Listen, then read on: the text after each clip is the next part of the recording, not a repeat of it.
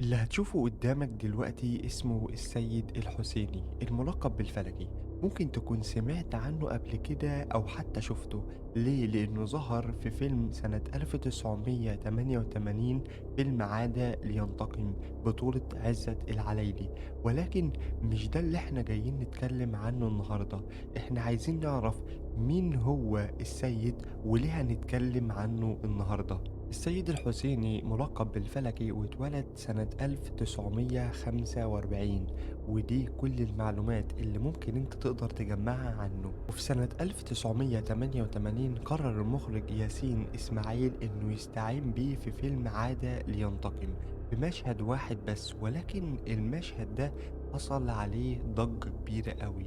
ولكن الأول خليني أقول لك هو ليه استعان أصلا بالسيد الحسيني. السيد الحسيني كان من أشطر طلبة عبد الفتاح الطوخي، وعبد الفتاح الطوخي لما أقول لك الاسم ده اعرف إنه كانوا ملقبينه بوريث إبليس. السيد الحسيني كان من أشطر طلبة عبد الفتاح الطوخي اللي كان ملقب بوريث إبليس. طوخي كان مؤسس في الأربعينات معهد اسمه معهد الفلك، اللي هو في الظاهر بيعلم الناس الفلك، ولكن في الباطن هو كانت مدرسة كبيرة لتعليم السحر والشعوذة. طوخي كان بيجيله ناس من جميع أنحاء الوطن العربي عشان يتعلموا السحر، لدرجة إن سحرة جنوب أفريقيا بنفسهم كانوا بيجي يتعلموا السحر على إيد الطوخي. لكن تيجي سنة 1961 ويتحول المعهد اللي كان بيعلم الناس السحرة لمقر حكومي.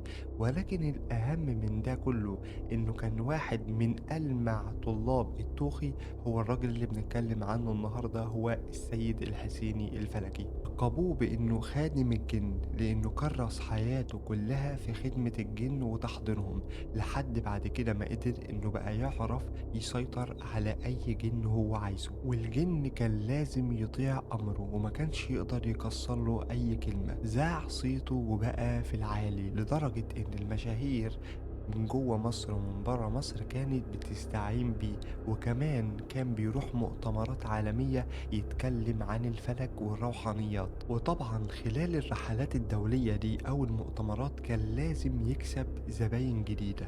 يعني يقابل حد مثلا يعمل له رؤية، يقابل حد يديله حجاب، ده غير طبعا شغله الأساسي اللي كان متخصص في عمايل السحر الأسود. وبدأت قصة السيد تنتشر في سنة 1988 لما المخرج ياسين إسماعيل قرر إنه يجيبه في المشهد بتاع عادل ينتقم. المشهد ده كان بيتكلم عن الروحانيات، وبدل ما ياسين إسماعيل اللي هو المخرج يستعين بأي حد أو أي ممثل يعمل المشهد ده، قرر إنه يجيب ساحر حقيقي.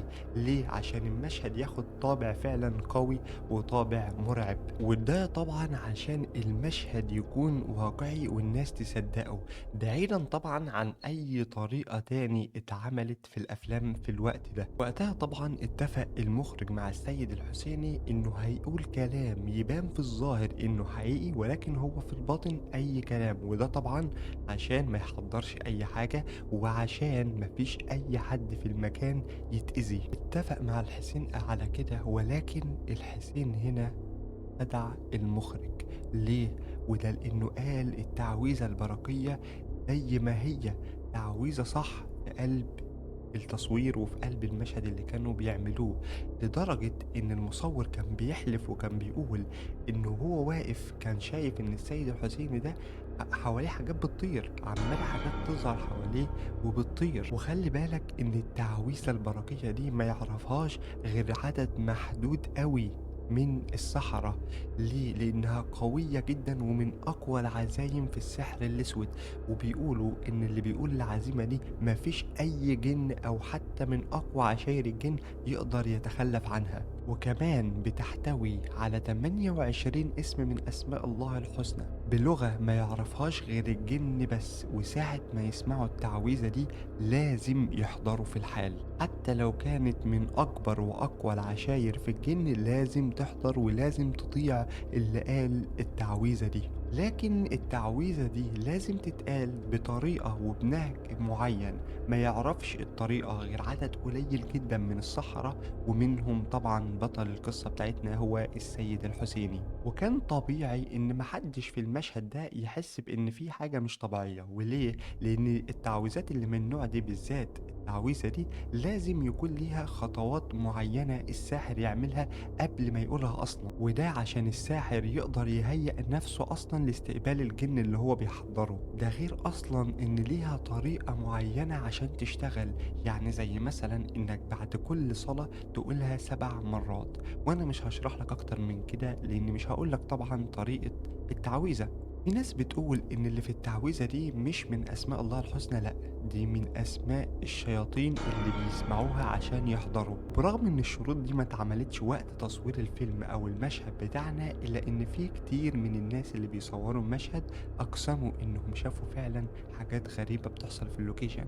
ومنهم المصور اللي احنا قلنا إنه كان شايف في التصوير إن السيد الحسيني عمال يلف حواليه حاجات، هو بس الوحيد اللي شايفها في التصوير. ولكن الناس ساعتها أقنعوا مدير التصوير إن هو بيتهيأ له دي مجرد خيالات عشان المشهد الفخم يظهر، أو عشان هو خايف وفي نفس الوقت من ضغط الشغل. وهم كانوا مفكرين أصلا إن السيد الحسيني ده هو مجرد ممثل، ما يعرفوش إنه ساحر وإن التعويذة اللي بتتقال دي فعلا حقيقية. ولكن نهاية السيد الحسيني كانت أشبه بنهاية أي ساحر، لأن في 2003 دخلوا عليه لقوه ميت في مكتبه. والغريب مش في إنه مات، الغريب في الطريقة اللي مات بيها.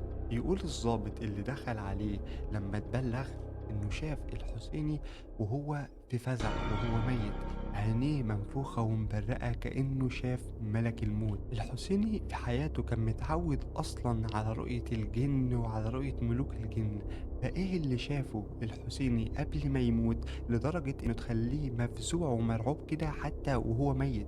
عينيه كانت مبرقة وجسمه كله كان متخشب. ولكن خليني أقول لك بقى حاجة، إن مش دي أصلا كل التفاصيل في موته. بعد ما مات اتهموا مراته واللي كانت أصغر منه ب35 سنة إن هي اللي قتلته، وإنها حطت له سم في الأكل. وده لأن الجيران سمعوهم وهم بيتخانقوا، وما كانتش مشادة صغيرة، دي كانت مشادة كبيرة. ولكن الطب الشرعي أصلا نفى الكلام ده وقال إن مفيش أي أثر لوجود سم في جثة الحسيني.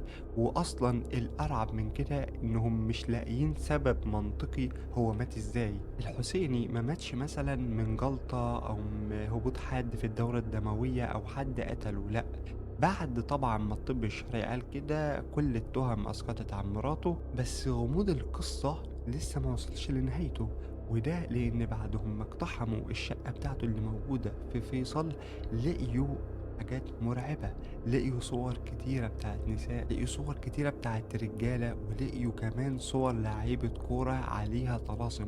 ومحدش كان فاهم طبعا هي الصور دي معمولة مثلا لأن اللعيب مثلا يحصن نفسه، ولا هو اللي معمول عليه الطلاسم دي بجد. خصوصا ان هم لقيوا في شقة الحسيني اجندة مليانة ارقام كتير للاعيبة كورة ومشاهير وكمان خلايجة. والاغرب ان هم بيفتشوا لقيوا حاجة غريبة جدا بيثبت لك ان سحر الحسيني كان واصل لليفل عالي قوي مش ممكن تتخيله، لدرجة انه كان ممكن يسحر الجن مش البني ادمين بس. لقيوا في شقة الحسيني ورقة مقفولة ومكتوب عليها ماء جن. والناس اللي هي عالمة في الروحانيات قالت ان ده اصلا سحر بوقف الحال. فغالبا كده والاكيد ان الحسيني اللي ما كانش بيطيعه من الجن كان بيديله نوع من العقاب انه يعمل له سحر، انت متخيل؟ وفي تفسيرات كتير بتقول ان موت الحسيني ما كانش مجرد موت عادي، وان هو كان عايز يحضر قوة كبيرة قوي من الشيطان، ولكن كان اقوى منه بكتير فما قدرش، فمات لما شافه. وفي تفسيرات تاني بتقول إن الحسيني شاف ملك الموت وهو جاي يقبض روحه، وده عقاب على اللي هو كان بيعمله في حياته، عشان كده كان مفزوع ومرعوب لما لقيوا جثته. لكن هيفضل لحد النهاردة مفيش تفسير حقيقي يظهر هو ليه مات بالطريقة دي. وصلنا لنهاية الفيديو، أتمنى يكون عجبك الفيديو وعامل لايك، وأتمنى ما تنساش تعمل اشتراك في القناة، وأشوفك في حلقة جديدة، وسلام.